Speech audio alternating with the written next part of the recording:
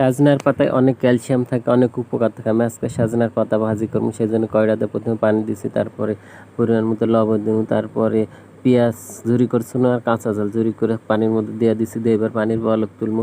পানির বলক তুলে তারপরে দিয়ে দিম সাজনার পাতা। সাজনার পাতা আগে থেকে ধুইয়া পরিষ্কার করে ধুইয়া থুইয়া দিস না। এবার সাজনার পাতা দিন, সাজনার পাতা দিয়ে উল্টা পাল্টা দিয়ে ঝাঁপা দিয়ে সিদ্ধ করে লওয়া লাগবে। ঝাঁপা দিন, ঝাঁপা দিয়ে এবার আমি সাজনার পাতা হয়ে গেলে সিদ্ধ, তারপরে আবার তেলও দেওয়া লাগবে। সেই জন্যে পেঁয়াজ বেশ করে আর হলো রসুন কাটালে ঝুরি করে।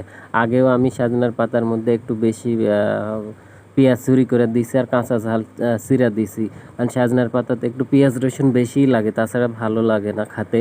সাজনার পাতা এমনিতেই খেতে তিতো, কিন্তু অনেক ভিটামিন, অনেক ক্যালসিয়াম, অনেক উপকার, অনেক রোগ প্রতিরোধ ক্ষমতা বাড়ায়। আবার গায়ের বিষ ব্যথা থাকলে ভালো হয়।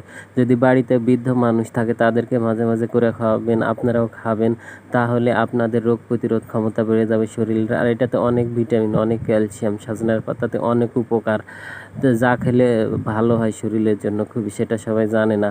এই তো সাজনার পাতা আমার সিদ্ধ হয়ে গেছে, এবার ঝাঁকা ঢালাইলাম, ঝাঁকা ঢালাইয়া থুইয়া চুলার উপর কড়াই আবার দিয়ে দিছি, ওই কড়াই একটু ধুইয়া তারপর দিয়ে দিছি, দিয়ে তেল দিয়ে দিম, তেল দিয়ে এবার দিমু জিরা ফোড়ন দেওয়া লাগবে। জিরা ফোড়ন দিলে সাজনার পাতালা সব শাকেতে দিলে ভালো লাগে। জিরা ফোড়ন দিনু দিয়ে এবার আমার বেশ করে পেঁয়াজ রসুন ঝুরি করে থুসনো আর শুকনো জাল ছোটো ছোটো করে কাটা থুয়া দিসনো, সব একসাথে দিয়ে দিন, দিয়ে এইবার তেলের মধ্যে লাড়া লাড়া লাল লাল করে দেওয়া লাগবে।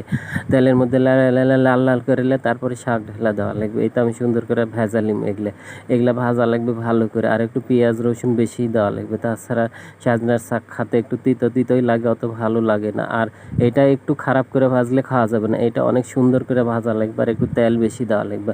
আমার লাল লাল হয়ে গেছে, তারপর সিদ্ধ করে সাজনার পাতা ঢালা দিছি, দিয়ে এবার অনেকক্ষণ লাড়া লাগবে, লাড়া লাড়া লাড়া সুন্দর করে ভাজা লাওয়া লাগবে। আর এই শাকের যদি একটু তেল কম দেন ভালো লাগবে না, একটু তেল বেশি দেওয়া লাগবে, পেঁয়াজ রসুন বেশি দেওয়া লাগবে, শুকনো ঝাল দেওয়া লাগবে, তাছাড়া